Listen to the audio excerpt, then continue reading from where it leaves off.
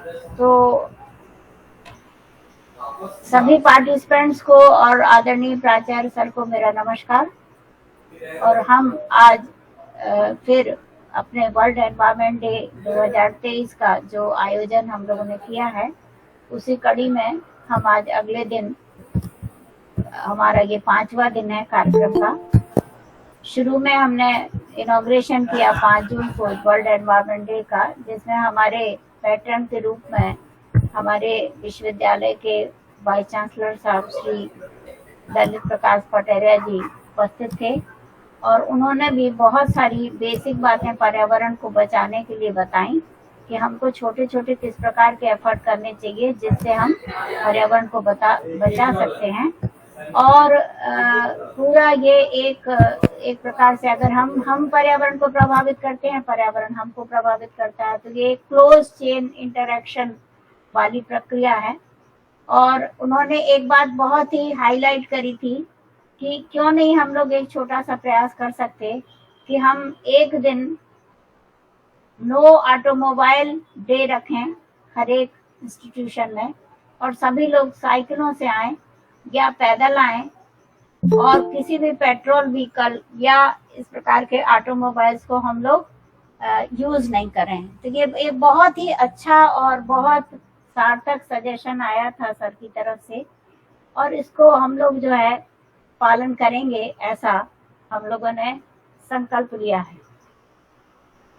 इसके बाद उसी दिन इनॉग्रेशन जब हुआ तो यूएनडीपी के प्रमुख सलाहकार जो हैं श्री रविशंकर जी का लेक्चर हुआ, जो कि इथनोबॉटनी पर बेस्ड था, और उन्होंने बताया कि किस प्रकार से हम और हमारा जो ट्राइबल कम्युनिटी है वो किस प्रकार से रिसोर्सेज से जुड़ा हुआ है और किस प्रकार हम इनको बचा सकते हैं, और इन रिसोर्सेज को कंजर्व करने में ट्राइबल पॉपुलेशन का, खास तौर पे उनमें भी फीमेल फॉक का, मतलब महिलाओं का, जेंडर के हिसाब से हम देखें तो उनका क्या योगदान रहा है, इस योगदान पे उन्होंने बल दिया। और बहुत सारे सस्टेनेबल जो एसडीजी हैं, 17 सस्टेनेबल जो गोल्स हैं, उनमें से उन्होंने 3-4 गोल का उल्लेख किया, जिसमें एक जीरो हंगर वाला था, पॉवर्टी एलिवेशन था, गुड हेल्थ वाला था। तो ये सारी चीजों को वो रिलेट करते गए थे। It was a wonderful lecture. Then next day जो है फिर प्रोफेसर RLS सिकरवार, राम लखन सिंह सिकरवार जी का लेक्चर हुआ, जो कि AKS यूनिवर्सिटी सतना में एनवायरमेंटल साइंस के प्रोफेसर हैं। उन्होंने ये इस बात पे बल दिया कि किस प्रकार से हमारे जो इंडियन स्क्रिप्चर्स हैं, जो हमारे धर्म ग्रंथ हैं, उनमें किस प्रकार से प्लांट्स का उल्लेख हुआ है, और हमारे पर्यावरण को संरक्षित करने की भी कई जगह बातें बताई गई हैं। बहुत सारे संस्कृत के श्लोक, महाभारत की बहुत सारी बीच बीच में जो संस्कृत की श्लोक होती हैं, और अलग अलग धर्म ग्रंथों में भी कहाँ कहाँ पर्यावरण के लिए क्या क्या कहा गया है, ये उन्होंने बहुत बारीकी से बताया। नेक्स्ट डे फिर कनिष्ठा दुबे मैडम का लेक्चर हुआ, जिन्होंने ये बताया कि पॉल्यूशन जो है वो किस प्रकार से क्लाइमेट चेंज को प्रभावित करता है, और हम अपने छोटे छोटे किस प्रकार के योगदान दें जिससे हम बचा सकते हैं क्लाइमेट चेंज को। जो चेंज हो रहा है उसको हम मिनिमाइज कर सकते हैं, ग्लोबल वार्मिंग को मिनिमाइज कर सकते हैं, कार्बन एमिशन को मिनिमाइज कर सकते हैं, और किस प्रकार से हम अपने कार्बन फुटप्रिंट्स को रिड्यूस कर सकते हैं। ये कुछ उपाय उन्होंने बताए, ये मुख्यतः से बात उभर के आई। उसके बाद कल इंडिया के और इंटरनेशनली रिनाउंड पैलियोबॉटनिस्ट डॉक्टर DK कापकते साहब का, दशरथ कापकते साहब का लेक्चर था, जिसमें इन्होंने करोड़ों वर्षों पूर्व के फॉसिल्स के बारे में बताया, और उन्होंने एम्फसाइज किया, बहुत सारी उन्होंने साइट्स बताई जो कि उनकी खुद की डिस्कवर करके वहां से फॉसिल उन्होंने निकाले हैं और उनका काल ज्ञात किया है, और किस प्रकार से डायनासोर्स और प्लांट के भी बहुत सारे फॉसिल जो आज लिविंग हैं, लेकिन अगर वो पुराने करोड़ों वर्षों में कहाँ कहाँ फॉसिलाइज हुए थे, ये बताए। और उन्होंने ये भी बताया कि हमारा MP का एरिया, जो कि बालाघाट छिंदवाड़ा के पास मोगांव कला एक जगह है, गांव है, और एक कोटापल्ली करीब नामक एक गांव है थोड़ा और आगे, वहां से बहुत फॉसिलाइजेशन की रिपोर्ट्स मिली है, मैंने फॉसिलाइजेशन वहाँ बहुत हुआ है और वहां से बहुत डिस्कवरी भी हुई है।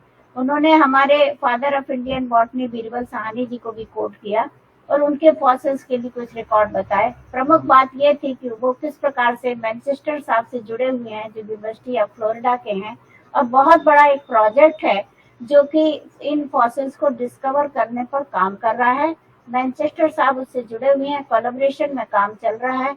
और एक इंडियन गैलरी है, ये एक प्राउड की बात है कि वहाँ उनकी लैब में एक इंडियन गैलरी बनाई गई है जो नेचुरल हिस्ट्री का म्यूजियम है उसमें, जिसमें सारे वो फॉसिल डिस्प्लेड हैं जो कि हमारे यहाँ से, चाहे वो एमपी का जोन हो चाहे कहीं से भी यहाँ माने इंडिया से डिस्कवर किए गए हैं।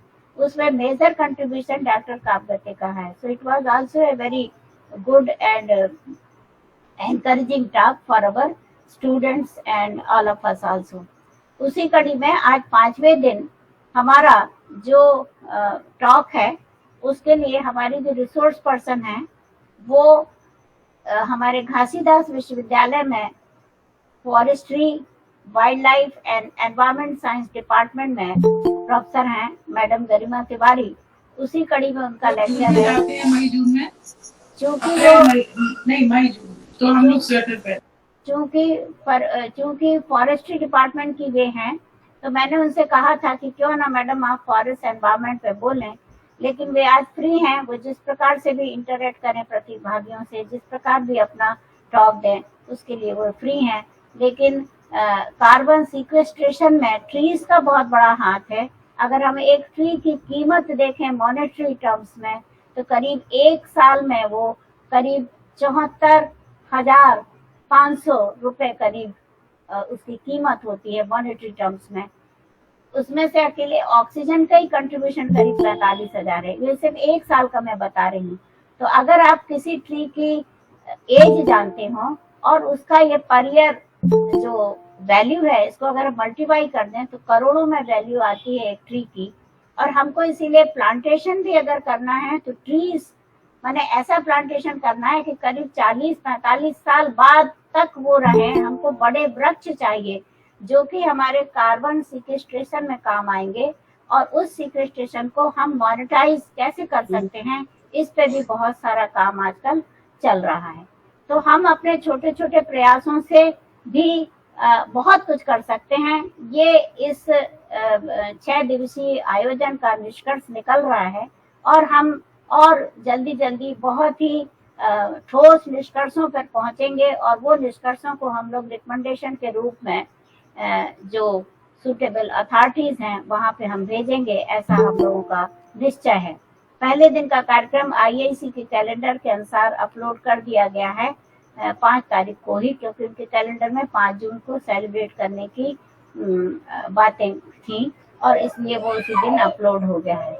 उसके बाद हम लोग सिर्फ इसको सिर्फ एक भाषण हो जाए और हम सुन लें और फिर अपने घर चले जाएं, ऐसी वाली बात न करते हुए हम लोगों ने इसमें छात्रों की सहभागिता करी है। और उसके लिए हम लोगों ने पहले दिन क्विज की लिंक दी थी, हम लोगों ने क्विज करवाई पर्यावरण पे। उसके बाद फिर हमने दूसरे दिन 7 तारीख को स्लोगन और पोस्टर्स कुछ करवाए ऑनलाइन मोड में। और उसके बाद कल शाम को हमने लिंक दी है जो सेल्फी के लिए दी है, मतलब बच्चे या जो पर्यावरण में रहने वाले हमारे स्टूडेंट्स हैं वो इस कंसेप्ट को किस तरह समझ सकते हैं, वो एनवायरनमेंट के किस पार्ट को कंसीव कर सकते हैं, उनके दिमाग में एनवायरनमेंट माने क्या है। तो उस किसी भी एनवायरनमेंट के पक्ष को वो एक फोटोग्राफी माने सेल्फी के माध्यम से लेंगे और वो सेल्फी जो है हम तक उस लिंक में अपलोड करेंगे। उसमें से जो बेस्ट सेल्फी होगी उसको हम लोग पुरस्कृत करेंगे। तो इस प्रकार से हमने ये सोच के ये प्लान बनाया था इस 6 दिवसीय कार्यक्रम का कि इसमें हमारे छात्र छात्राएं भी लाभान्वित हों और वो भी इससे जुड़े रहें। हमारे पैटर्न जो VC साहब LP पटेरिया साहब हैं, उन्होंने भी इस बात पे खुशी जाहिर की थी कि इसमें छात्रों की सहभागिता भी हम लोगों ने रखी है। और उन लोगों ने ये कहा, उन्होंने ये कहा भी कि आप लोग कुछ ऐसे रिकमेंडेशंस बनाइए जो कि सरल और सुगम हो, बहुत टेक्निकल नहीं हो, और इनको हम इन रिकमेंडेशंस को जो यूनिवर्सिटी के 122 कॉलेज हैं उनको हम दे सकें, ताकि कुछ कारगर पहल हो सके। इसका जो फॉलो अप है वो इस प्रकार का हो सके कि हम ने ये जो किया, तो इसके परिप्रेक्ष्य में एनवायरनमेंट को संरक्षित करने के लिए, प्रोटेक्ट करने के लिए हम ऐसे छोटे छोटे प्रयास कर सकते हैं।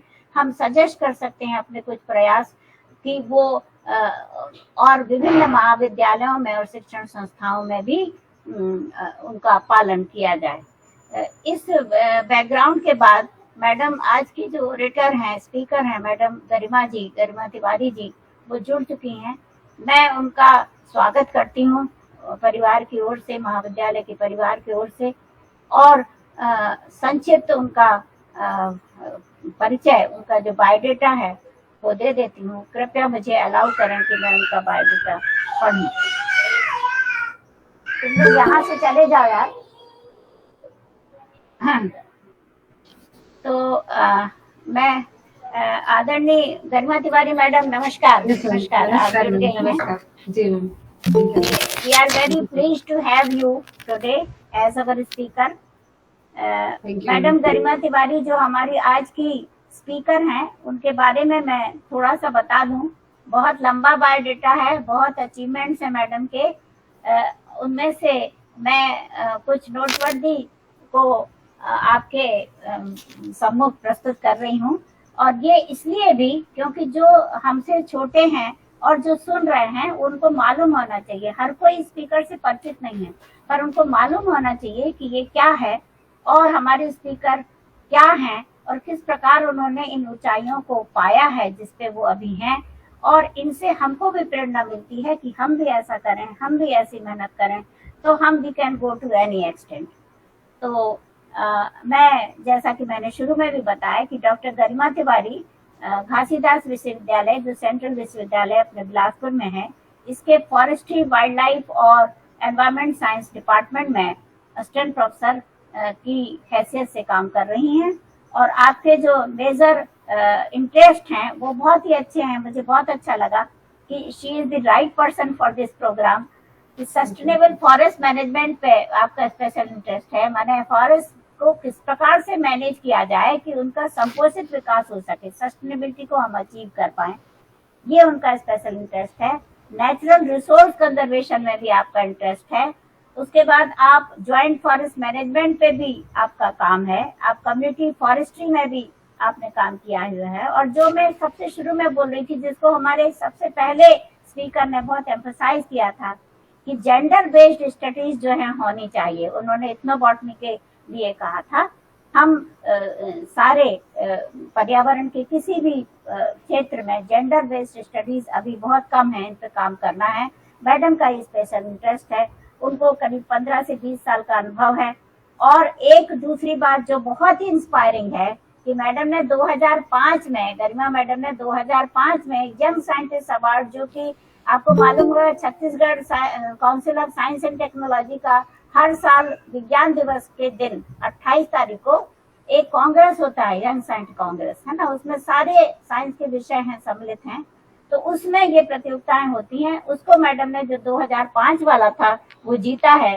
She has one the young scientist award of that council, Chhattisgarh science and technology, in 2005। Madam consultancy work भी करती हैं, जो किसके लिए करती हैं, जो नहाई है, मतलब national highway authority of India, इसके लिए कंसल्टेंसी भी मैडम प्रोवाइड करती हैं। इसके अलावा उनके 10 से भी ज्यादा पब्लिकेशंस हैं जो कि इंटरनेशनल और नेशनल जर्नल्स ऑफ रेप्यूट में छपे हुए हैं, पब्लिश हुए हैं। 2 आपकी बुक्स या बुक्स के अंदर चैप्टर्स जो हैं पब्लिश हैं। आपके पीएचडी सुपरविजन में अभी 3-4 लोग अभी मैंने स्कॉलर्स काम कर रहे हैं। और एडमिनिस्ट्रेटिव अनुभव भी आपको है। मैं जब भी यूनिवर्सिटी जाती हूँ किसी भी प्रोग्राम में, मैं देखती हूँ कि गरिमा मैडम जो है हमेशा माइक के साथ होती हैं। मतलब वो मैं कभी-कभी प्यार से उनको बोल देती हूँ कि आप हर समय माइक होल्डिंग हैं, मतलब आप माइक को होल्ड करती हैं। तो वो ऑफिशियली एक्चुअली जो है वो कल्चरल कोऑर्डिनेटर हैं यूनिवर्सिटी की। ये बहुत बड़ी बात होती है कि आप जो नेचुरल रिसोर्सेस वाला जो स्कूल है वहाँ यूनिवर्सिटी में, घासीदास विश्वविद्यालय में, उसकी आप कल्चरल कोऑर्डिनेटर हैं।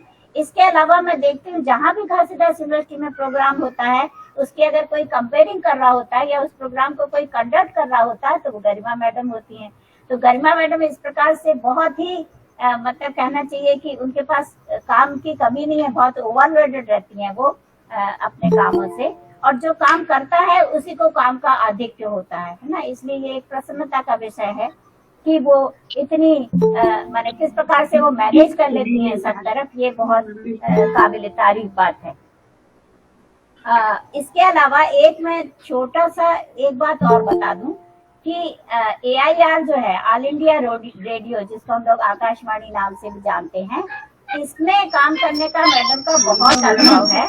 और उन्होंने उसका एक प्रोग्राम है, मतलब उसका एक प्रोग्राम था जो कि सीरीज के रूप में चला था, विज्ञान पे ही आधारित था, वर्ल्ड एनवायरमेंट डे पे। उसमें मैडम ने कंटिन्यूअसली उसमें कंट्रीब्यूट किया था और वो ब्रॉडकास्ट हुआ था ईयर में। इसी प्रकार उन्होंने जो वर्ल्ड एनवायरमेंट डे 2003 में मनाया गया था, 5 में मनाया गया था, उसके लिए विजुअल डॉक्यूमेंट्रीज भी मैडम ने बनाई थी। और एक और जो प्रसार भारती का एक सर्टिफिकेट कोर्स है वाणी नाम से, वो भी मैडम ने किया हुआ है। और वो उनका बहुत लंबा अनुभव है AIR के विभिन्न कार्यक्रमों में कंपेयरिंग करने का। तो ये बहुत अच्छी बात होती है, जो जिसको ये अनुभव होता है वो फिर आगे चल के बहुत अच्छे तरीके से कोई भी प्रोग्राम को संचालन बहुत अच्छे से कर सकते हैं। और इसका जीता जागता उदाहरण गरिमा मैडम है। गरिमा तिवारी मैडम को अगर थोड़ा सा पर्सनल हो जाएगा, लेकिन मैं तब से जानती हूँ जब से वो फॉरेस्ट्री डिपार्टमेंट में रिसर्च कर रही थी। तो she has grown like anything, मतलब उन्होंने इतना ज्यादा अपने आप को ग्रो किया है, इतना ज्यादा डेवलप किया है कि वो आज हमको देखने में समझ में आ रहा है कि मैडम मतलब जब पढ़ रही थी, फिर जब वो रिसर्च कर रही थी, उसके बाद जो है वो किस प्रकार से अभी इस स्थिति में पहुंची हैं और कितनी उनमें एक मैच्योरिटी आई है। जो वो मैच्योरिटी आई है वो काबिल तारीफ है। और जो उनकी सब्जेक्ट के प्रति प्रतिबद्धता है वो देखने को मिलती है। और उसके साथ साथ सब्जेक्ट को पठन पाठन के अलावा जो हम एक डेडिकेशन होता है, एक जो हमारा लगाव होता है उसके तरफ, उससे हम बिल्कुल जुड़े हुए होते हैं, उसमें कोई कहने की बात नहीं होती है। और इस सब का जो एक रिफ्लेक्ट होता है, मतलब इसका जो रिफ्लेक्शन है वो उनकी पर्सनालिटी में दिखता है। तो ये मतलब मैं कोई उनके सामने बात नहीं कर रही हूँ, मैं पीठ पीछे भी ये बात कर सकती हूँ। और इस हिसाब से मतलब जब आप किसी को जानते हैं तो एक ह्यूमन नेचर है कि वो निकल जाता है मुंह से कि किसी को आपने इस तरह से ग्रो करते देखा है। और वो ग्रो करना और डेवलप करना और किस प्रकार से अपनी पर्सनालिटी के रिफाइनमेंट को करते हुए इस स्टेज तक वो पहुंची हैं, इस चीज की मैं बहुत उनकी इस बात को मैं बहुत कदर करती हूँ। और इस इंट्रोडक्शन के साथ मैं हमारे प्राचार्य डॉक्टर गुप्ता जी को वेलकम के लिए बुलाती हूँ। और उसके बाद मैडम अपना जो आज की टॉक है उससे हमको रूबरू कराएंगी। Doctor Gupta please, principal sir please. हाँ, नमस्ते। Warm welcome madam. नमस्ते सर। दुगो मैडम नमस्कार सभी participants, most warm welcome. And on the 5th day of this seminar, we are having another passionate lover of environment, Dr. Mrs. Garima Tiwari. Madam ने बहुत अच्छे से आपका परिचय दिया है। I have nothing to add. She is a very good teacher, a motivator and lover of environment. अगर आप उनके बारे में जानना चाहते हैं तो जैसे कि भाई a person is known by his contribution. You must visit our campus. जब आप हमारे परिसर में आएंगे, then you will find large variety of flora, in our campus. More than 200 species are there, and recently she has developed a very beautiful herbal garden also. So it is just the reflection of the thing that that she intend to conserve nature. She has a very valuable message to convey with us.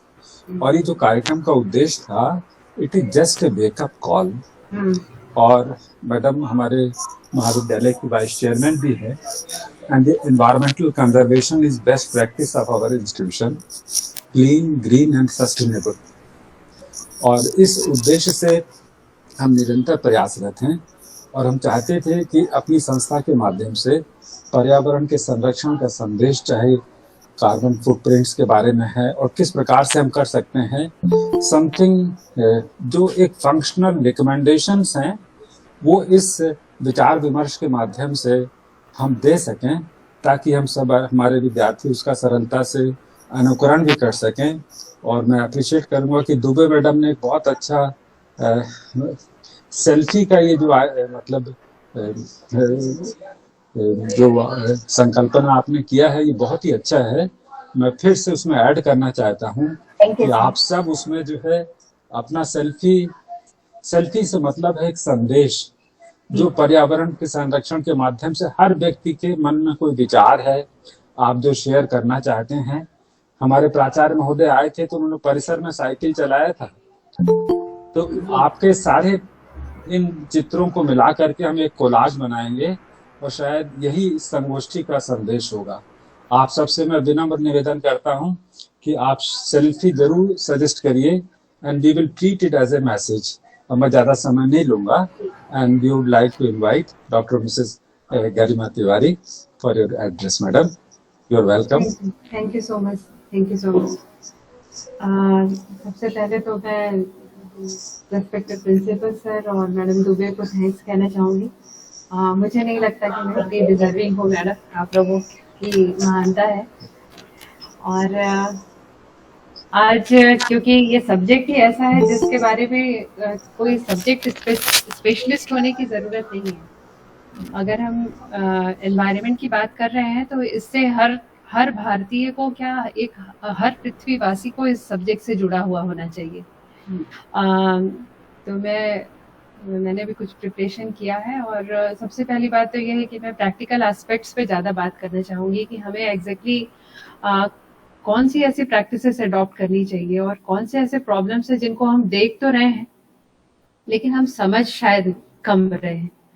तो सबसे पहले अपना presentation शुरू करने से पहले मैं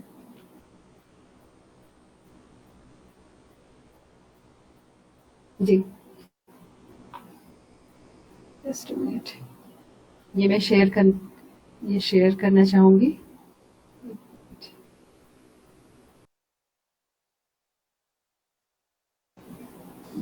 हाँ, yes, हाँ, visible.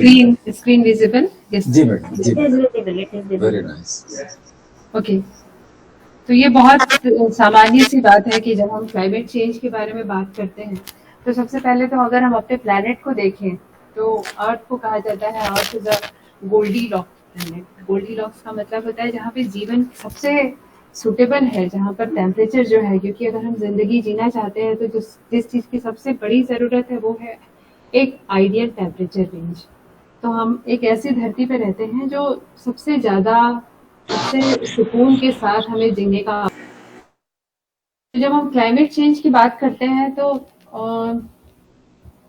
जो सबसे बड़ी जो ज़रूरत है, या आज हम देख रहे हैं जैसा हमारे आसपास जिस तरह से घटनाक्रम है, अभी जून का मंथ चल रहा है लेकिन फिर भी हमें वो इंटेंसिव हीट अभी तक फील नहीं हो रही है. अगर हम अपने बचपन के दिनों को याद करते हैं तो एक वो टाइम होता था जब इतनी तेज और इतनी कड़ी धूप हुआ करती थी कि हमारे जो घर के बड़े हैं वो हमें घर से बाहर निकलने नहीं देते थे. उसके कंपैरिजन में धीरे धीरे ये हो रहा है कि अचानक दुनिया के कुछ हिस्सों में बहुत तेज गर्मी पड़ने लगी है, और दुनिया के बहुत से ऐसे हिस्से हैं जहाँ पर हमें जब जो मौसम है, जिस समय गर्मी होनी चाहिए उस समय हमें गर्मी का एहसास कम होता है. जब ठंड होनी चाहिए तो हमें ठंड जो है वो कम लगती है. और इस तरह से धीरे धीरे पूरा जो अगर हम 12 मंथ्स का एक साइकिल देखते हैं तो ये ग्रेजुअल शिफ्ट होता जा रहा है। तो यहाँ इसका जो प्रभाव है या इसका जो इम्पैक्ट है ये हम सबके लाइफ में तो दिखता ही है, इसके साथ साथ इस धरती पे रहने वाले जितने भी पेड़ पौधे जीव जंतु हैं उन सब पे भी इनका जो असर है वो नजर आ रहा है। तो क्लाइमेट चेंज की बात इसलिए करनी है क्योंकि हम फैमिलियर तो है इस वर्ड से, हम जानते हैं कि क्लाइमेट चेंज क्या है, क्यों हो रहा है, दुनिया को इससे सबसे बड़ा खतरा है, लेकिन इसके बावजूद भी हम शायद इसकी सीवियरिटी को या इसके कारणों को या इसे हम किस तरह से कम कर सकते हैं, इन मुद्दों पर हम बात करने के लिए आज यहाँ जिस तरह से इकट्ठे हुए हैं, ये शायद हमारी संवेदना है या हमारी पीड़ा है कि हम इसे समझ रहे हैं और कोशिश कर रहे हैं कि हम ऐसे सॉल्यूशन की तरफ जाएं जिससे कि इन सारी प्रॉब्लम्स को कम कर सकें। तो जो पर्यावरण पे सबसे बड़ा जो खतरा है और पूरे के पूरे अगर हम वैश्विक पर्यावरण की बात करते हैं तो ये है क्लाइमेट चेंज। अगर ऑल ओवर वर्ल्ड देखें तो हमको ये दिखता है कि दुनिया में बहुत सारे ऐसे हिस्से हैं जहाँ पे कड़ाके की ठंड पड़ रही है और बहुत सारे ऐसे हिस्से हैं जहाँ पर फॉरेस्ट फायर जैसे इंसिडेंट्स हो रहे हैं। तो ये सारे जो एक्सीडेंट्स हैं या इस तरह की जो जितनी भी दुर्घटनाएं होती हैं ये धीरे धीरे हमारी धरती को रहने के लायक, जैसी हमारी धरती या हमारी दुनिया थी, अब धीरे धीरे ये रहने के योग्य नहीं है, ये और उतनी ही तेजी से हमारे जो बायोडाइवर्सिटी है ये भी घटती जा रही है। तो जब हम क्लाइमेट के बारे में बात करते हैं तो ऑब्वियसली जो सबसे बड़ा जो फैक्टर है कि कारण भी कुछ कम कुछ ज्यादा हम सब जानते हैं कि कारणों पे जब हम जाते हैं तो डिफॉरेस्टेशन, जंगल घट रहे हैं, या एक मेरे ख्याल से एक प्राइमरी स्कूल में पढ़ने वाला बच्चा भी ये सारे मुद्दे जानता है कि हाँ जंगल घट रहे हैं और आबादी बढ़ रही है, शहरीकरण हो रहा है। तो ये सारे जो वजहें हैं उनके बारे में हम सब जानते हैं और चर्चा भी करते हैं, लेकिन इसे एक नए तौर तरीके से देखने की क्या जरूरत है। नए तौर तरीके की अगर हम बात करें तो अगर हम इस पे गहनता से बात करते हैं तो सबसे बड़ा जो कारण है कि अगर हम deforestation, rapid industrialisation, bad industrial practices, transport, population, इन सारे पॉइंट्स पे डिस्कस करते हैं तो आखिर क्लाइमेट चेंज क्यों हो रहा है। तो क्लाइमेट चेंज होने का सबसे बड़ा कारण इन सारी वजहों से जो ग्रीन हाउस गैसेस एमिशन बढ़ा है, या सीधे सीधे हम कहें तो अर्थ पे कार्बन डाइऑक्साइड का कंसंट्रेशन जिस तरह से बढ़ता जा रहा है, ये एक बहुत बड़ा चैलेंज है। और पूरी दुनिया में जितने भी पर्यावरणीय प्रयास हो रहे हैं वो सब आज कार्बन को लेकर ही अपना कंसर्न शो कर रहे हैं। कार्बन को लेकर कंसर्न शो कर रहे हैं मतलब हम बार बार ये सारी बातें कर रहे हैं, बार बार ये सारी बातें सुन रहे हैं कि जितने भी इंटरनेशनल फोरम है वो सबसे पहली जो जरूरत बता रहे हैं वो ये है कि हमको अपना कार्बन फुटप्रिंट कम करना है। तो कार्बन की जो बढ़ती हुई सांद्रता है या कार्बन का जो बढ़ता हुआ प्रतिशत है, ये अपने आप में दुनिया का सबसे एक चिंतनीय पहलू है कि जिसके बारे में बहुत तेजी से, बहुत जल्दी और बहुत अलार्मिंग वे में काम करने की जरूरत है। तो जब हम ग्रीन हाउस गैसेस और स्पेशली जब हम कार्बन की बात करते हैं तो और इससे जुड़े हुए मुद्दों पे बात करते हैं तो क्लाइमेट चेंज या जलवायु परिवर्तन जो हम महसूस कर रहे हैं, देख रहे हैं, समझ रहे हैं, लेकिन अब समय आ गया है कि हम सीधे सीधे उन उपाय पर काम करना शुरू कर दें जिससे कि कार्बन का प्रतिशत जो है वो धरती से कम हो सके, कार्बन की सांद्रता, कार्बन की कॉन्सेंट्रेशन पे हम कम से कम उसे करने की दिशा में तेजी से प्रयास कर सकें। तो कारणों पे, क्योंकि कारण हम सब जानते हैं, इस पे हम बहुत ज्यादा बात करने से बेटर है कि हम आगे चलें कि ये सारे जो प्रैक्टिसेस हैं, बहुत सारे जो नेचुरल कॉजेज हैं, ये भी GHG एमिशंस के लिए रिस्पॉन्सिबल होते हैं। जब सोल्यूशन की बात करते हैं तो सोल्यूशन हम सबको पता है कि हमें ज्यादा से ज्यादा रिन्यूएबल रिसोर्सेज पे काम करना है, एफॉरेस्टेशन और ऑर्गेनिक फार्मिंग या सस्टेनेबल ट्रांसपोर्टेशन, वेस्ट मैनेजमेंट, ये सारे जो मेथड्स हैं, ये सारे जो तरीके हैं, तौर तरीके हैं, ये हम गाहे बगाहे सुनते समझते रहते हैं और इन पे बातें भी करते हैं और कोशिश करते हैं कि हम इससे जुड़ी हुई बातों पे जन जागरूकता लाएं। तो इसलिए जलवायु परिवर्तन से बात शुरू करने का आज यहाँ पर अर्थ ये है कि हम एक बहुत छोटा सा एक एग्जाम्पल लेते हैं अपनी लाइफ में कि ऐसे बहुत सारे जो फ्लावर्स हैं आप आसपास देखते होंगे, तो उन बहुत से पेड़ों का जो फ्लावरिंग पैटर्न है वो चेंज होने लगा है। एक बहुत कॉमन सा एक फूल है मोगरे का फूल, जो हम अपने आसपास देखते रहते हैं। ये मोगरे का फूल जो है अब ये अगस्त तक इसे अपनी फ्लावरिंग देता है। इसका सीधा मतलब है कि आपको अगस्त तक भी वो सेम हीट या जो गर्मी है या धरती का तापमान है वो अगस्त सितंबर तक भी उतना रहता है जो पहले मई जून में हुआ करता था। तो यहाँ पे जो लॉन्गेविटी बढ़ रही है, जो गर्मी का सीजन बढ़ रहा है, इसका असर जो है ये देखने, समझने और उसके प्रति संवेदना, उसके प्रति अधिक से अधिक संवेदनशील बनने के लिए हमें चारों तरफ से अलार्म कर रहा है। तो क्लाइमेट चेंज और इससे जुड़ी हुई बातों पे जब पूरी दुनिया अपना कंसर्न शो कर रही है, हम सब भी कंसर्न शो कर रहे हैं, तो इस पे हम ज्यादा बातें ना करते हुए हम सबसे पहले आते हैं एक ऐसी इस तरह की प्रैक्टिसेस पे जिससे कि हम क्लाइमेट चेंज के प्रभाव को अपने स्तर पर, अपने लेवल पे कम कर सकें। अपने लेवल पे कम कर सकें मतलब यहाँ पर हमारा इंडिविजुअल एफर्ट जो है वो किस तरह से होना चाहिए, ये बहुत इंपॉर्टेंट है। तो हम बहुत सारा ये अभी जैसे मैं ग्रीन स्किल्स, ये सारे टर्म्स मैंने इसलिए यहाँ पे आज चर्चा करने के लिए चुने हैं कि हम इनके बारे में सोचें और इन्हें अपने जीवन में अडॉप्ट करना शुरू करें। क्योंकि हम सुनते हैं कि green life, green skill, green jobs, green buildings, तो काफी कुछ ग्रीन वर्ड से एसोसिएटेड चीजें हैं, इनके बारे में एक चर्चा करते हुए चलते हैं।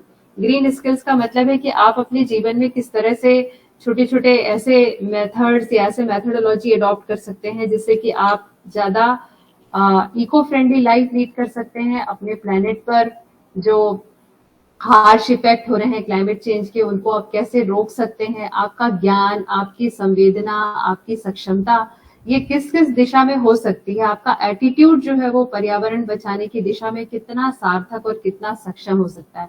अभी जब हम अभी मैडम ने बताया था कि इस पूरे जो 5 दिन के प्रोग्राम में बहुत रिनाउंड स्पीकर्स आए थे और कुछ मैं नाम भूल रही हूँ, शायद सिकरवार सर का मैडम ने जिक्र किया था।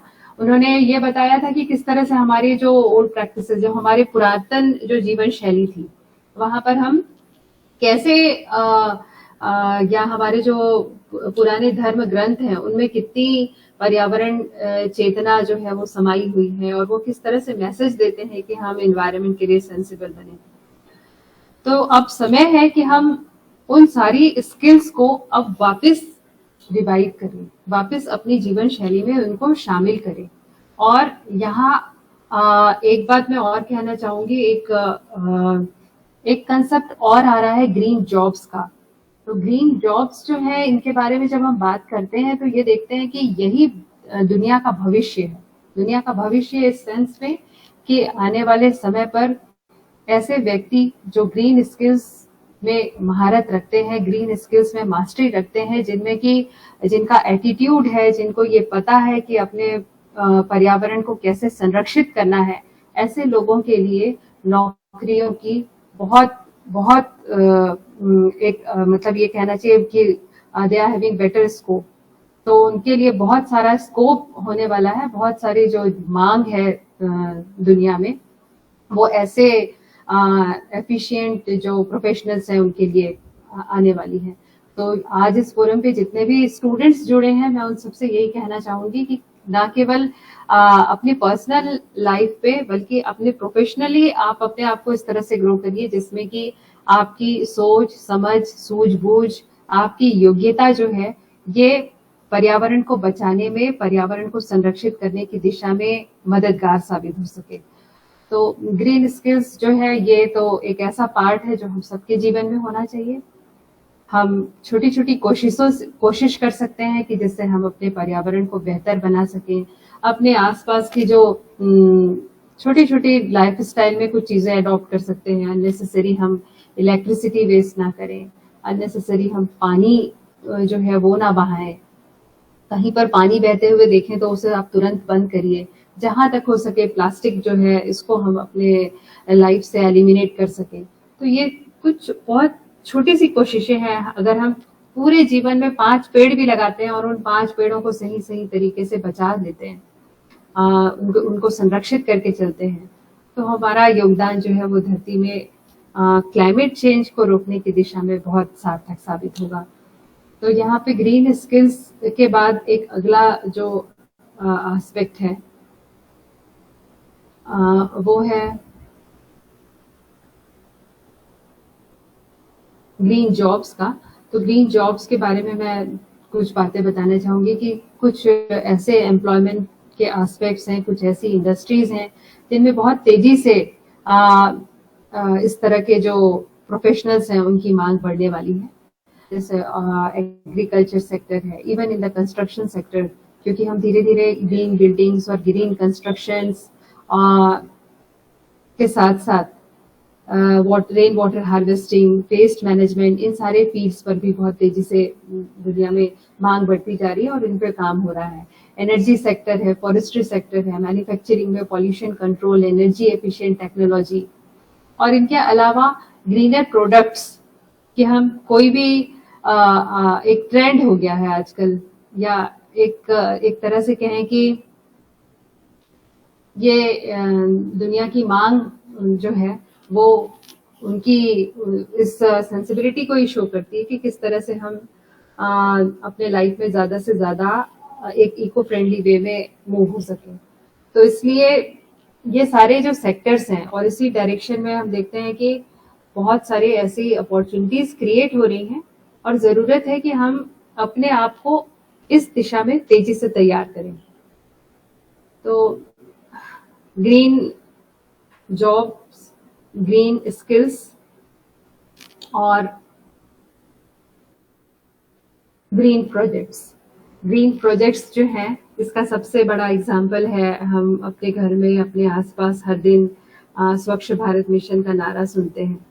तो क्लीन सोसाइटी और कम्युनिटी पार्टिसिपेशन का जितना भी काम हो रहा है सॉलिड वेस्ट मैनेजमेंट की दिशा में, ये अपने आप में ग्रीन प्रोजेक्ट्स का ही एक सिंबल है। तो गवर्नमेंट जो भी काम करती है वो बिना पब्लिक के अवेयरनेस के, बिना पीपल्स पार्टिसिपेशन के इनकम्प्लीट है।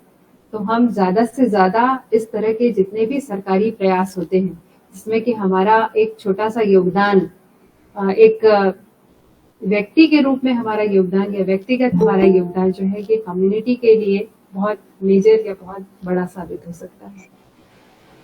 तो इस तरह के जो प्रोजेक्ट्स हैं उसमें हमारी सहभागिता जो है वो ज्यादा से ज्यादा सक्रियता के साथ हो।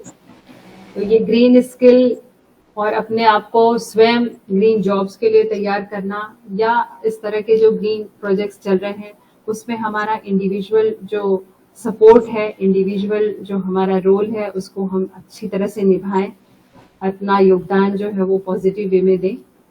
ये कुछ ऐसे उपाय हैं जिनसे हम एनवायरनमेंट को सपोर्ट कर सकते हैं, एनवायरनमेंट के लिए काम कर सकते हैं।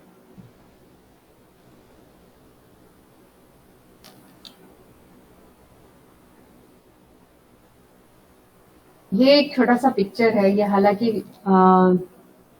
एक प्रोजेक्ट के वे में वेस्ट मैनेजमेंट का काम हो रहा है। बायोगैस प्रोडक्शन का ये एक एग्जाम्पल है। तो यहाँ पर ये सारे जो मेथड्स हैं, ये सारी जो प्रैक्टिसेस हैं कि हमारे पास जो बायोडिग्रेडेबल वेस्ट निकलते हैं और जो नॉन बायोडिग्रेडेबल वेस्ट है, इनका हम प्रॉपर सेग्रीगेशन करने का एक मेथड, या अपने लाइफ में हम इन चीजों को अडॉप्ट करके रखें कि हम biodegradable and non biodegradable waste जो है इनका प्रॉपर सेग्रीगेशन करें, और बायोडिग्रेडेबल वेस्ट जो है उनको कंपोस्टिंग का जो कंपोस्टिंग कम्युनिटी लेवल पे होती हो वहां पर हमारा पार्टिसिपेशन हो, या हम इस तरह का इनिशिएशन ले सकते हैं अपने लाइफ में जहां पर हम इसकी शुरुआत कर सके। तो ये भी एक हमारा मेजर कंट्रीब्यूशन होगा एनवायरमेंटल कंजर्वेशन की दिशा में। इनके अलावा बायो टॉयलेट्स, ये भी ग्रीन सॉल्यूशन की दिशा में गवर्नमेंट का एक बहुत मेजर स्टेप है। और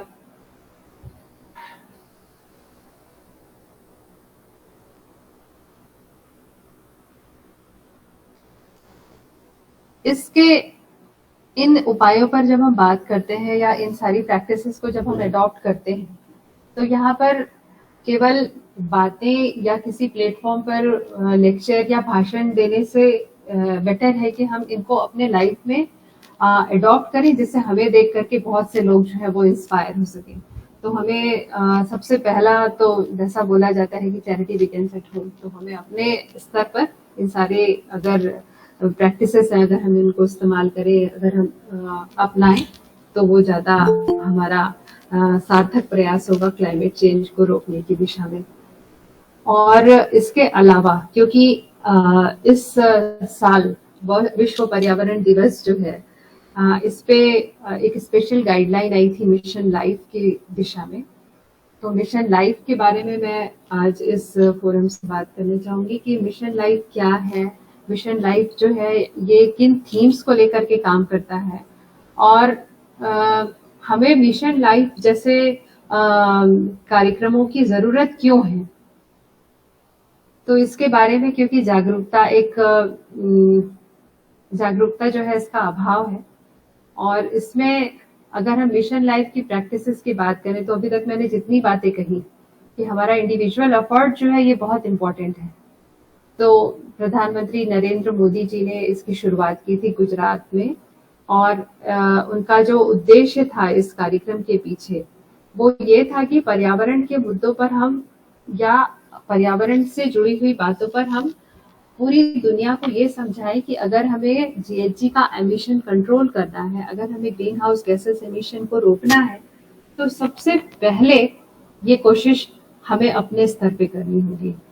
और भारत ने या हमारे देश का अगर हम प्रयास देखें तो इसमें एक बहुत ही मेजर फैक्ट आप लोगों से मैं यहाँ पे साझा करना चाहूंगी कि हमारा देश जो है ये दुनिया का ऐसा पहला देश बन गया है जिसने ग्रीन हाउस गैस एमिशन को कंट्रोल करने के लिए इतनी सारी सार्थक पहल की है, जिसके बारे में हम शायद नहीं जानते। और पिछले 7-8 सालों में जो हमारी कोशिशें थी जीएचजी को रिड्यूस करने की दिशा में, इस पे हमने 290% की ग्रोथ ली है, 290% की ग्रोथ। 290% मतलब अपने आप में हम जो हमारा टारगेट था जीएचजी एमिशन रिड्यूस करने का, उससे हम ऑलरेडी 9 साल आगे चल रहे हैं। लेकिन हमें ये आइडिया होना चाहिए कि हमारा एफर्ट जो है या एक भारत का जो प्रयास है ये तभी सार्थक हो सकता है जब पूरी दुनिया जो है वो एक साथ इस दिशा में एक्टिव हो सके, इस दिशा में काम कर सके। तो इस कार्यक्रम को सार्थकता देने के लिए, इस मिशन को ज्यादा से ज्यादा लोगों से जोड़ने के लिए मिशन लाइफ जो है इसकी शुरुआत की गई है। और इसका इनिशिएशन हुआ था जो कॉप्स मतलब जो 26 कॉप्स जिसको हम बोलते हैं कि कॉन्फ्रेंस ऑफ पार्टीज की जो मीटिंग होती है, कॉन्फ्रेंस ऑफ पार्टीज की मीटिंग।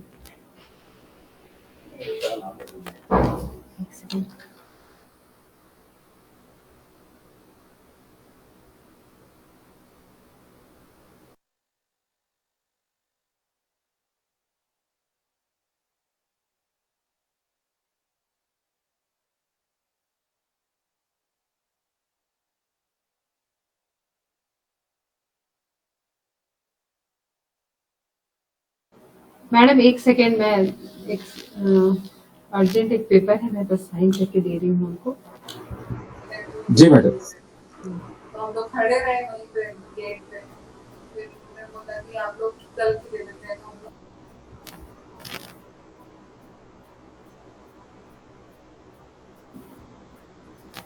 ठीक है,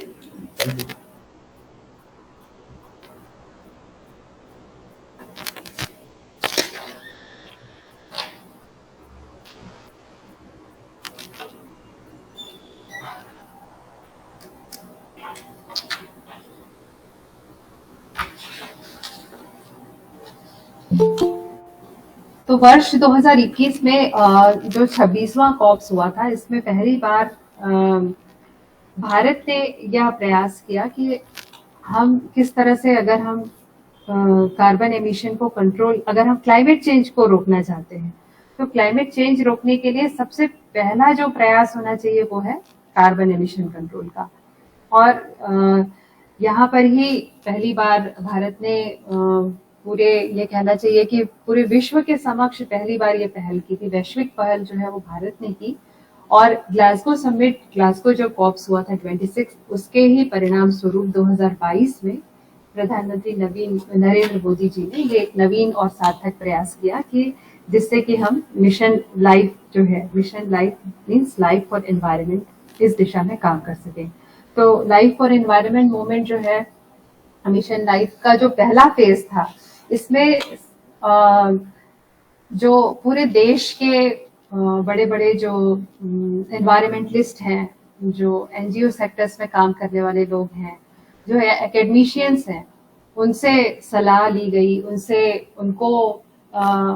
उनके आइडियाज लिए गए, उनके जो ये कह सकते हैं आपके वैज्ञानिक तौर तरीकों पे उनसे चर्चा की गई कि किस तरह से हम जो हमारा कार्बन फुटप्रिंट है वो रिड्यूस कर सकते हैं, और किस तरह से हम हमारा जो एक एफर्ट है वो ज्यादा से ज्यादा पॉल्यूशन फ्री एनवायरनमेंट और इको फ्रेंडली लाइफ की तरफ हम कैसे शिफ्ट हो सकते हैं। तो पहला जो फर्स्ट ईयर का जो एफर्ट था वो पूरी तरह से इन्हीं कोशिशों पर गया कि हम उन सारे आइडियाज को इनकॉर्पोरेट करके उन पर्यावरण संकट को हम कैसे रोक सकते हैं। तो एक जॉइंट फोरम पर इतने सारे जो एनवायरमेंटलिस्ट हैं, एजुकेशनिस्ट हैं, उनसे राय ली गई, और उनके आइडियाज और उनके थॉट्स के बेसिस पर ही हम मिशन लाइफ जो है इसका स्वरूप और इसका जो प्रोग्राम है फिर ये कम्युनिटी लेवल पर आया। और कम्युनिटी लेवल पर फिर लाइफ P3 मॉडल के अनुसार, लाइफ P3 मॉडल का अर्थ है प्रो प्लेनेट पीपल, मतलब इसको हम ये इस तरह से समझ सकते हैं कि जैसा हम अपने लोकतंत्र के लिए कहते हैं कि लोकतंत्र जनता के द्वारा, जनता के लिए, जनता का शासन, तो उसी तरह से ये प्रो प्लेनेट पीपल जो है ये इसी विचारधारा पर काम करता है कि धरती के लिए, धरती वासियों के द्वारा क्या बेहतर प्रयास हो रहे हैं। तो धरती बचाने के लिए मतलब फॉर द प्लेनेट, और अपने ये कह सकते हैं कि फॉर द प्लेनेट और how we can change our lifestyle. तो इस बहुत एक इंटेंसिव थॉट के पीछे मिशन लाइफ जो है ये शुरू की गई है। और मिशन लाइफ जो है ये सबसे पहली बात है कि एक ऐसे अर्थव्यवस्था, एक ऐसी इकोनॉमी के लिए इसका जो थीम है वो है कि जहाँ पर जिस तरह के जो प्रोडक्ट्स हैं, जो मार्केट है, जो चीजें बाजार में आती हैं, जो हमारे जीवन के आसपास जहाँ कहीं पर भी ऐसे फैक्ट्स हैं जहाँ से हम देखते हैं कि एनवायरनमेंट डिस्टर्ब हो रहा है, उन सारे जो फैक्टर्स हैं उन पे हम काम कर सकें। तो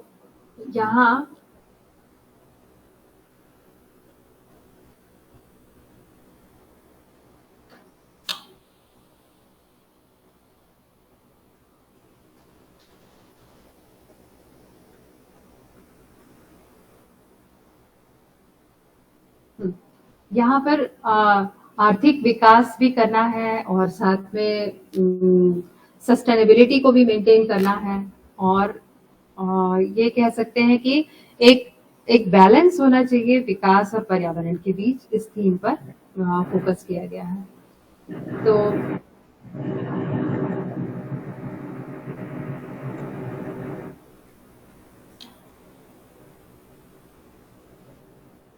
ये मिशन लाइफ के बारे में जो मैं अभी आप लोगों से साझा कर रही थी कि यूनेस्को के कॉप्स 26 में P3 मॉडल पर प्रो प्लेनेट पीपल पे इसकी शुरुआत की गई।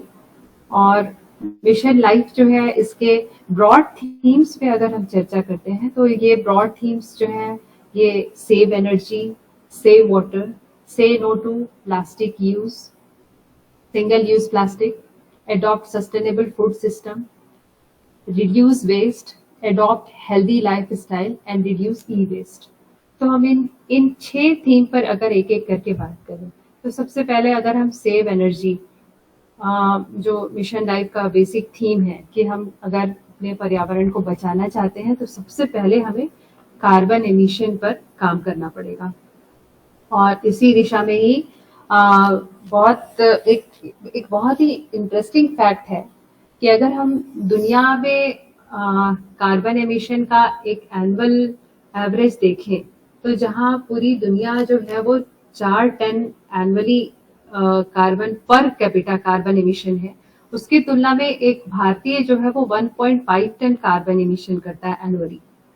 तो ऑलरेडी हमारा जो लेवल था वो कम था, लेकिन अगर हम इसके कारणों पे नहीं जाएंगे, कारण पे जाने पर हमें ये पता चलता है कि इसके बहुत सारे कारण हैं, क्योंकि हमारे देश में गरीबी है, हमारे देश में लोगों के पास वो सारी फैसिलिटीज नहीं है, लेकिन इसके बाद भी हम ग्लोबल जो एवरेज है उससे बहुत कम हमारा जो कार्बन एमिशन है।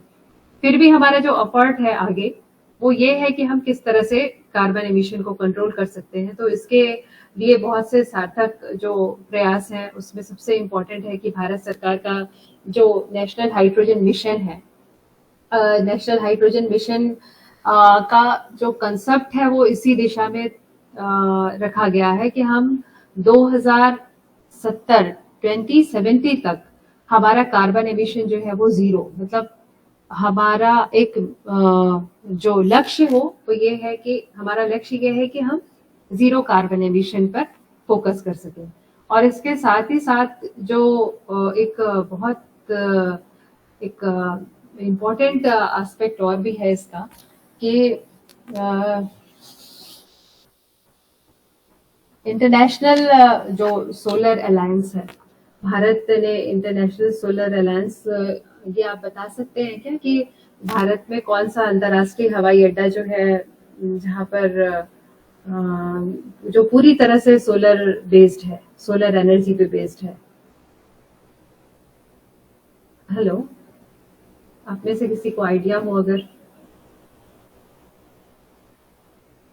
ठीक है, कोचीन जो है ये भारत का एक ऐसा एयरपोर्ट है जहां पर पूरी तरह से सोलर एनर्जी जो है इस्तेमाल होती है। तो ये दुनिया का पहला और पूरी तरह से सोलर एनर्जी से ऑपरेटेड एयरपोर्ट है। ये अपने आप में भारत के लिए एक बहुत बड़ा अचीवमेंट है। और हमारा जो मिशन लाइफ है, सेव एनर्जी मिशन पे अगर हम काम करना चाहते हैं तो we have to work for the alternative energy resources also. हमें जो हमारे रिन्यूएबल एनर्जी रिसोर्सेस हैं उस पर ज्यादा से ज्यादा काम करने की जरूरत है। और इसके दिशा में बहुत सारे जो नए प्रयास, जैसे मैंने अभी बताया कि hydrogen mission, national hydrogen mission है, ये बहुत सफलता से कार्य करना शुरू कर चुका है। और इसके अलावा जो हम इंटरनेशनल सोलर अलायंस, जिसमें दुनिया के 109 देश जो है इसके सदस्य हैं, और इसका जो हेड ऑफिस है, इस इंटरनेशनल फोरम का जो हेड ऑफिस है ये भारत में है। ये हमारे लिए एक मैटर ऑफ प्राउड है कि भारत सरकार का ये इनिशिएटिव है। और इसमें भारत सरकार जो है ये जो इंटरनेशनल जो एविएशंस हैं उनको ये ज़्यादा से ज़्यादा प्रमोट कर रही हैं कि ये अपने एयरपोर्ट्स जो है उनको सोलर एनर्जी बेस्ड बनाएं। तो ना केवल सोलर एनर्जी बल्कि हमारी जो कोशिशें हैं वो विंड एनर्जी के डायरेक्शन में भी बहुत ही सार्थक रही हैं कि हमने ज़्यादा से ज़्यादा विंड एनर्जी रिसोर्सेज को प्रमोट किया है। और इसके अलावा इसके इन मतलब एनर्जी रिसोर्सेज के अल्टरनेटिव्स पे काम करने की दिशा में जो दूसरा जो बहुत सार्थक प्रयास है वो ये है कि हमारे जो कार्बन एमिशन का जो डायरेक्ट इम्पैक्ट है, ये एक्सपेक्ट किया जा रहा है कि अराउंड 2030 तक हम 35% कार्बन एमिशन जो है वो और रिड्यूस कर लेंगे। तो ये हम भारतीयों के लिए एक बहुत खुशी की बात होगी और बहुत अचीवमेंट की बात होगी। और इसके साथ ही साथ ऐसे सारे जो देश जो इक्वेटर पर हैं,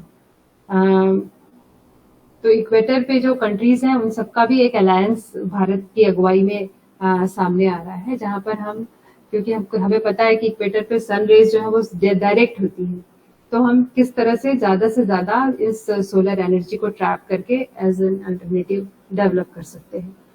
तो सूर्य की ऊर्जा जो है, सोलर जो एनर्जी है, इसके लिए बहुत सारे जो प्रयास हो रहे हैं, ये आने वाले समय में हम सबके जीवन में देखने को मिलेंगे।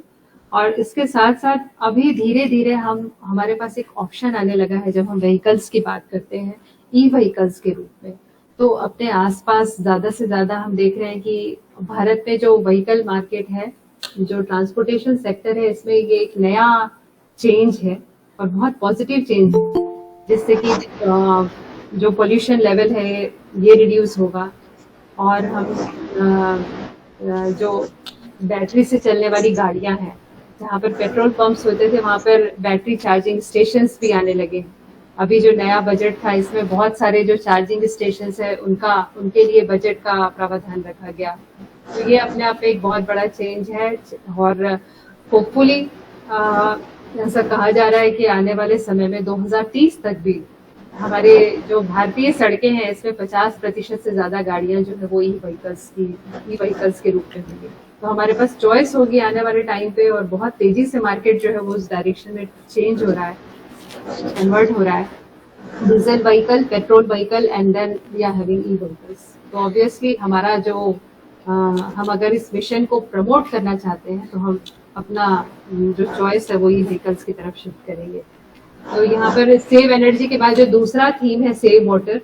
सेव वाटर के लिए मुझे इतना ही कहना है कि गृह नॉर्म्स जो है, ये इसके अकॉर्डिंग बिल्डिंग कंस्ट्रक्शन पे जब बातें होती हैं, तो ज्यादा से ज्यादा रेन वाटर हार्वेस्टिंग, और लेकिन हम इस तरह के जो मेजर बातें हैं वहां पे ना काम करके हम मिशन लाइफ पे आते हैं, जहाँ पे हमारा एफर्ट, इंडिविजुअल एफर्ट मैटर करता है। तो हम पानी बचाने के लिए खुद से प्रयास करें, अपने आसपास ज्यादा से ज्यादा हरे पेड़ पौधे लगाएं, और जहाँ जिस तरह से भी हम पानी की बचत कर सकते हैं या पानी बचाने के लिए लोगों को इंस्पायर कर सकते हैं, उस डायरेक्शन में काम करें। नेक्स्ट है say no to single use plastic. Bhupendra Goswami ji, आप अपना म्यूट कर दीजिए। Say no to single use plastic. तो इस थीम पर ही इस साल का जो हमारा जो 5 जून का जो एनवायरनमेंट डे रखा गया है, वर्ल्ड एनवायरनमेंट डे का थीम है बीट प्लास्टिक। तो यहाँ पर प्लास्टिक जो है ये मैं इससे रिलेटेड एक छोटा सा फैक्ट पढ़ रही थी कि इतना प्लास्टिक हर साल दुनिया में लोग इस्तेमाल करते हैं कि अगर हमारी धरती को हम 4 राउंड्स, मतलब सिर्फ प्लास्टिक से हम 4 राउंड पूरा कवर कर सकते हैं। और हमारी इमेजिनेशन से ज्यादा प्लास्टिक जो है ये खतरनाक है। और प्लास्टिक इस तरह से हमारे जीवन में उसका जो अवैध घुसपैठ कहना चाहिए वो इतनी ज्यादा है कि एक चॉकलेट के रैपर से लेकर अगर हम देखें तो शैम्पू की बोतल और चिप्स के रैपर्स और प्लास्टिक के बिस्किट के जो रैपर्स हैं, कहाँ प्लास्टिक नहीं है। तो प्लास्टिक जो है ये अपने आप में इतना बड़ा चैलेंज हो चुका है कि अगर हम प्लास्टिक फ्री लाइफ के बारे में सोचें तो हमें एक बहुत इंटेंसिव वर्क प्लान की जरूरत पड़ेगी। तो इस वजह से इस वर्ष का जो वर्ल्ड एनवायरनमेंट डे का थीम रखा गया है, ये एक शुरुआत कहना चाहिए कि हमने कम से कम सोचा कि हम प्लास्टिक जो है उसे अपने जीवन से हटाना चाहते हैं। यहाँ पर मैं सेकेंड एक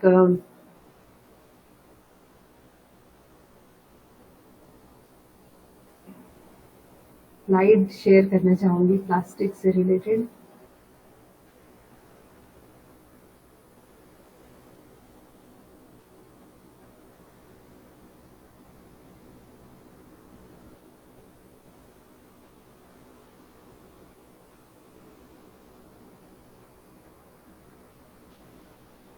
ये हमारे पास अभी वर्ल्ड एनवायरनमेंट डे पे डॉक्टर रामभुज जो है उनका एक बहुत अच्छा लेक्चर हुआ था।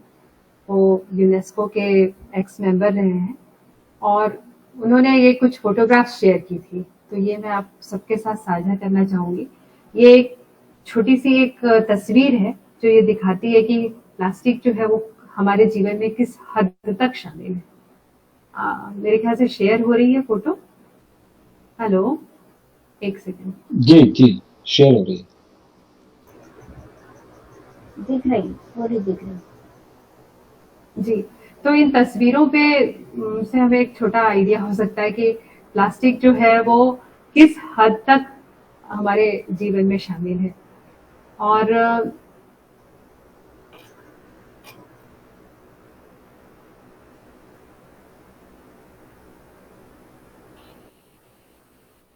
ये इस तस्वीर की मैं बात कर रही थी।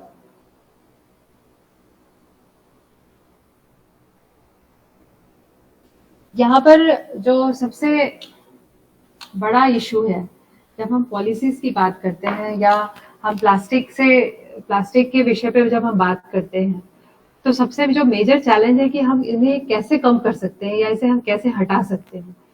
तो यहाँ जो एक बहुत पॉजिटिव इनिशिएटिव लिया गया है गवर्नमेंट के द्वारा कि सिंगल यूज प्लास्टिक बैन होने के साथ साथ जो जहाँ से प्रोडक्शन होता है या जो कंपनीज हैं, जो फैक्ट्रीज हैं जो इस तरह के प्रोडक्ट्स का इस्तेमाल करती हैं, उनके लिए कुछ स्टैंडर्ड गाइडलाइंस बहुत जल्दी आने वाली है। जैसे एक छोटा सा मैं एग्जांपल देना चाहूंगी आप लोगों को कि अब हमारे पास हम सबके पास सेलफोन होता है, लेकिन सेलफोन जो है ये अपने आप में एक बहुत बड़ा पॉल्यूशन का सोर्स है। पॉल्यूशन इसलिए कहना चाहूंगी कि जो हम मेंटल पॉल्यूशन और सारी बातें करते हैं वो एक तरफ है। अगर हमारा फोन खराब होता है या हमारा फोन जो है वो प्रॉपरली काम नहीं कर रहा है, तो हम जाते हैं और उसके बाद फिर ये बात होती है कि आपका फोन खराब हो चुका है, अब आपको दूसरा सेल फोन लेना चाहिए। तो हम बहुत जल्दी ये डिसाइड कर लेते हैं और उसके बाद हमें ये चिंता नहीं रहती कि वो वेस्ट होने के बाद वो कहाँ जा रहा है। और इतना ही नहीं है, मतलब एक सेल फोन ही नहीं, बहुत सारे जो छोटे मोटे जैसे हेडफोन है या घरों में यूज होने वाली बैटरीज हैं, इस तरह के बहुत सारे जो गैजेट्स आ चुके हैं हमारे जीवन में आसपास। तो बड़ी संख्या में इवन हमारा कंप्यूटर लैब है, वहाँ पे बहुत सारी स्क्रीन्स पड़ी हुई हैं, बहुत सारे जो सीपीयू है, यूपीएस है, इन सब का हम क्या करें हमें आइडिया नहीं। तो मिशन लाइफ जो है इसका एक जो मेजर पार्ट है, जो जिसने पर्सनली मुझे बहुत अपील किया, वो है ई वेस्ट का जो मैनेजमेंट है। तो पहली बार मेरा ख्याल है कि रिड्यूस ई वेस्ट के नाम से हमारा जो एफर्ट है, जो इसका 6th थीम है मिशन लाइफ का, रिड्यूस वेस्ट की तो हम बात करते रहते थे कि हम किस तरह से अपने जीवन से हमारा जो लाइफ स्टाइल है उसमें हम कैसे वेस्ट मैनेजमेंट या बायोडिग्रेडेबल, नॉन बायोडिग्रेडेबल वेस्ट, लेकिन अब टाइम है कि हम ई वेस्ट के बारे में भी सोचें और काम करें। इसका एक बहुत जो प्रोडक्शन यूनिट्स हैं या जो कंपनीज हैं, जो फैक्ट्रीज हैं, जैसे आईफोन का मैं एग्जांपल लेना चाहूंगी कि आईफोन के बारे में मैंने पढ़ा था। आईफोन हर 4 इयर्स में, हर 2 to 3 इयर्स में उनके कुछ नए फीचर्स लॉन्च हो जाते हैं, और जैसे ही नए फीचर्स लॉन्च होते हैं, जो पुराने जो सेलफोन या पुराना जो सेट रहता है उसकी वर्किंग जो है वो उतनी एफिशिएंट नहीं रह जाती है। तो ऑब्वियसली जो कस्टमर का जो रेंज है वो चाहता है कि वो नया फोन ले, या जो नए फीचर्स उसमें हैं उनको लेने के लिए जो पुराने सेल फोन है वो उसको हटा देते हैं, लेकिन उसको वो कहाँ डिस्कार्ड करें इसके बारे में कोई सोल्यूशन नहीं होता। तो यहाँ पर सस्टेनेबिलिटी पे जब हम बात करते हैं तो ज्यादा से ज्यादा ऐसे गैजेट्स और ऐसे हमारे पास इक्विपमेंट्स होने चाहिए जो लॉन्ग लास्टिंग हो। जैसे पुराने समय पे हुआ करता था कि पुराने टाइम पे एक रेफ्रिजरेटर, जैसे कैलविनेटर का रेफ्रिजरेटर आता था, मुझे याद है हमारे घर में बचपन में कैलविनेटर का रेफ्रिजरेटर था, और वो ऑलमोस्ट 17-18 साल तक उसकी वर्किंग, काफी लंबे समय तक वो हमारे घर में अपनी सेवा देता रहा था। तो इस तरह की जो मशीन्स हैं वो अब एक लाइफस्टाइल भी ऐसी हो गई है कि हम बहुत जल्दी जल्दी चीजों को चेंज करते हैं, चाहे वो व्हीकल्स हो या लैपटॉप हो या सेलफोन हो।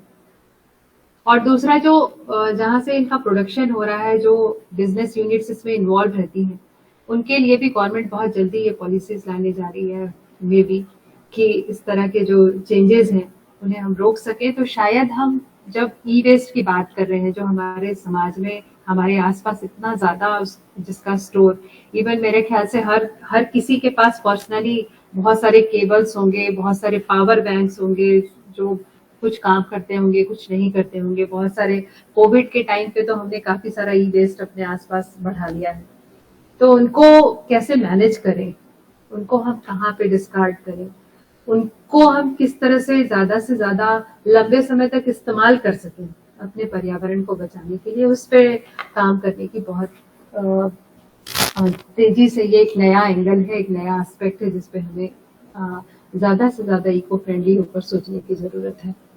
और बाकी जो मिशन लाइफ का थीम है कि adopt the sustainable food system, sustainable food system में बहुत सारे फैक्टर्स हैं कि हम जहाँ तक हो सकता है कि फूड वेस्ट जो है अपने पर्सनल लेवल पे कोशिश करें कि हम खाना जो है उसे जितनी उसे ज़रूरत के हिसाब से बनाएं। हमारी जो फूड हैबिट हो वो इस तरह से हो कि जो हम लोकल चीज़ें अवेलेबल हो उनका ज़्यादा से ज़्यादा इस्तेमाल करें, और ऑर्गेनिक मेथड से, जो ऑर्गेनिक मैकेनिज्म जो है उनको ज़्यादा से ज़्यादा अडॉप्ट करें। तो ये सारी प्रैक्टिसेस हो सकती हैं जिससे कि हम मिशन लाइफ को सफल बना सकते हैं अपने छोटे छोटे एफर्ट्स से। तो adopt the healthy life style, इस पे हमारे जो बहुत से जो प्रैक्टिसेस हैं। हेल्दी लाइफ स्टाइल मीन्स जो योगा है, अभी इंटरनेशनल योगा डे आने वाला है 21 जून को। तो अगर हम एक्सरसाइज, योगा या पैदल चलने की आदत अगर अपने अंदर रखते हैं, तो ये सारे जो प्रैक्टिसेस हैं, जितना हम खुद को फिट रखेंगे, हेल्दी रखेंगे, जितनी हमारी डिपेंडेंसी गैजेट से कम होगी, जितना हम अपना स्क्रीन टाइम रिड्यूस करेंगे, उतनी हम ऊर्जा की बचत कर सकते हैं, अपने शरीर को स्वस्थ रख सकते हैं, अपनी मेंटल हेल्थ को बेटर रख सकते हैं। ज्यादा से ज्यादा किताब पुस्तकें पढ़ने की आदत डालें, संगीत का रियाज करें।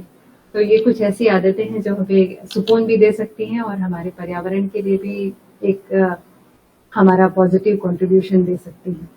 तो ये कुछ मिशन लाइफ के थीम थे जिसपे बहुत अभी काम करने की शुरुआत हुई है, जो एक आशा की किरण है। और इस दिशा में बहुत बहुत सारा काम जो है वो बचा हुआ है। और सबसे जो इम्पोर्टेंट पार्ट है, फिर से हम इस पे आएंगे कि हम कैसे प्लास्टिक जो है, क्योंकि इस साल का थीम है, तो अगले पर्यावरण दिवस तक हम अपने जीवन में ये कोशिश करें कि हम अपने स्तर पर किस तरह से प्लास्टिक के इस्तेमाल को कम कर सकते हैं। प्लास्टिक से बनी हुई चीजों के लिए सबसे पहले तो जैसा कि 3R का थीम रहता है usually, reduce, reuse and recycle. तो इसमें मैं सोचती हूँ कि हमें एक 4th R और ऐड करना चाहिए, वो है refuse. First of all we just try to refuse the plastic things. हम मना करें कि नहीं, हमें प्लास्टिक या पॉलीथीन या प्लास्टिक के कैरी बैग्स जो है वो नहीं लेना है, कपड़े का थैला लेना है। अगर कहीं पे हमें मजबूरी हो जाती है कि हम प्लास्टिक जो है वो इस्तेमाल करते हैं, तो कोशिश करें कि हम उसे लंबे समय तक इस्तेमाल करें, ज़्यादा से ज़्यादा उसकी उपयोगिता को बढ़ाएं, और उपयोग करने के बाद हम रिसाइकल वे में जो है उसको कहीं समुद्र में, एक बहुत बड़ा फैक्ट है कि हमारे समुद्र में जितनी प्लास्टिक अब तक प्लेनेट पे यूज हुई है, उसका 50% प्लास्टिक जो है वो समुद्र के अंदर जम चुका है। तो ये ओशन लाइफ के लिए भी एक बहुत बड़ा चैलेंज है। और मैं मिशन लाइफ के इस थीम पे बहुत सारी, मैं समझती हूँ कि बहुत सारी आशाएं जुड़ी हुई है हर भारतीय की, और हम सब इसे अपने जीवन में, अपने लाइफ स्टाइल में, अपने आसपास और अपने आसपास जुड़े हुए लोगों को इसके बारे में बातें करें, सिखाएं, सोचें और ज़्यादा से ज़्यादा संवेदनशील हों। आज सुबह ही मैंने एक छोटा सा एक वीडियो देखा था, वो मैं अपनी बात खत्म करने से पहले आप सबके साथ साझा करना चाहूँगी। तो ये मैं वीडियो एक सेकंड शेयर करती हूँ।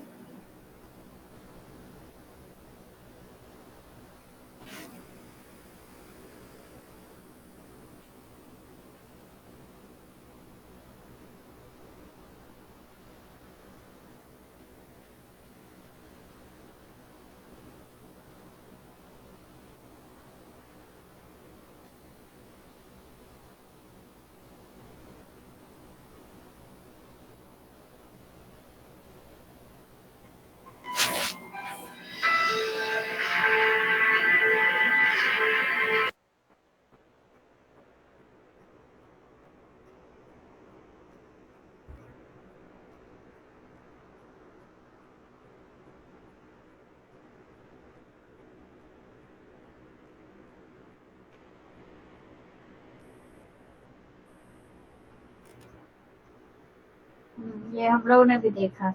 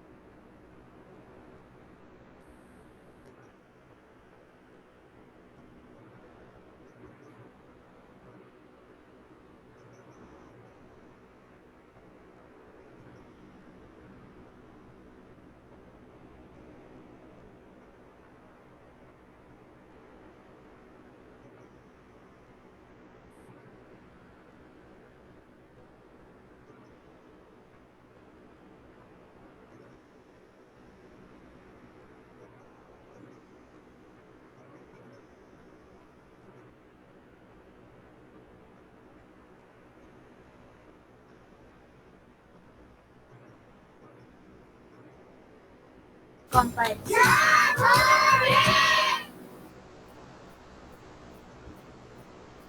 जी, तो ये एक छोटा सा बहुत ही टची और बहुत मतलब मुझे ये देखकर लगा कि हम सबको इसके बारे में सोचने की बहुत ज़रूरत है। तो क्लाइमेट चेंज, पर्यावरण या प्रकृति, ये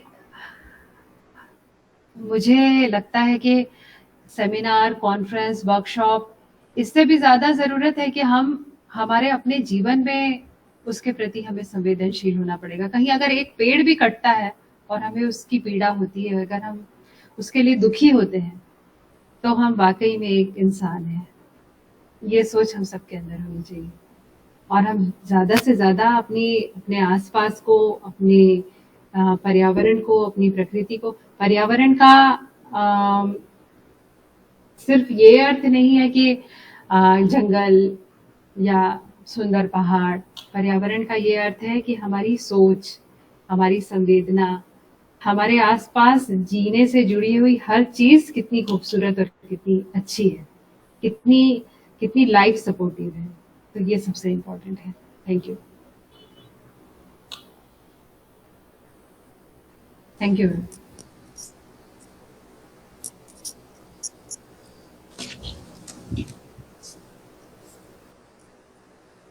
thank you very much madam. Thank you. बहुत ही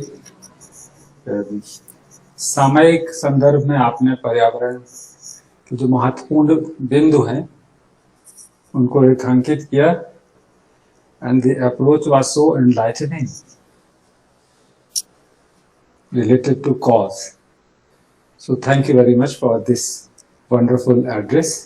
आपने अनेक नए दृष्टिकोण अपने संबोधन में दिए। P3 विजन लाइफ के बारे में आपने बताया। आपने बताया कि हमारा जो प्राचीन ज्ञान है वो किस प्रकार से भारतीय परिवेश में हमको संस्कारित किया है कि हम पर्यावरण के प्रति, हम भारतीय इतने संवेदनशील हैं। शायद इसी का ही परिणाम है कि आज भारत में चाहे सोलर एनर्जी के अंतर्राष्ट्रीय ख्यात प्राप्त संस्थान हो और सोलर एनर्जी के क्षेत्र में भारत निश्चित रूप से एक बहुत बड़ी अनुसंधान और प्रयोग के रूप में कार्य कर रहा है। R3 में आपने बहुत अच्छा R4 भी जोड़ा, दैट इज एन एक्शन कि जो रिड्यूस, रिसाइकिल और रीयूज की बात है, हमको अपनी चॉइसेस को मैनेज करना होगा। क्योंकि आज जो हमारे जो विचार हैं, हमारे जो प्रयास हैं, उसी पर ही हमारे आने वाली पीढ़ियों का भविष्य निर्धारित है। इस मानवीय गतिविधियों के फलस्वरूप ही जो तकनीकी क्रांति हुई है और इस तकनीकी क्रांति ने जो दबाव प्रकृति पर डाला है, अनेक नॉन बायोडिग्रेडेबल प्रोडक्ट्स वातावरण में, जल में, वायु में समाते जा रहे हैं और एक विपरीत वातावरण जीव मंडल के लिए उत्पन्न होता जा रहा है। एक हम सब के लिए वेकअप कॉल है। ये तो एक माध्यम है कि हम संगोष्ठियों के माध्यम से या जो भी अवसर मिलता है परस्पर बात करते हैं, फील करते हैं। हमारे पूर्वजों ने हमको प्रकृति के साथ रहना सिखाया है। को एग्जिस्टेंस शायद प्रकृति का मैसेज है, सेल्फ सस्टेनिंग। कोई भी एक प्रोसेस आप ले लीजिए, जैसे प्लास्टिक एक उदाहरण है। अंतरराष्ट्रीय स्तर पर यूनेस्को ने प्लास्टिक को रिफ्यूज करने के लिए आह्वान किया है। एक ग्लोबल प्रॉब्लम है और इस ग्लोबल प्रॉब्लम को सॉल्व करने के लिए ग्लोबल एफर्ट्स की जरूरत है।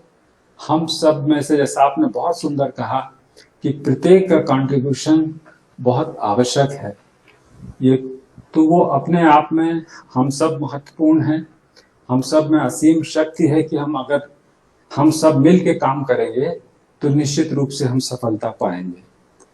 तो हमारे सामने एक चुनौतीपूर्ण संदर्भ है और अगर हम ऐसा नहीं करेंगे तो हम सबके अस्तित्व पर एक प्रश्न चिन्ह होगा।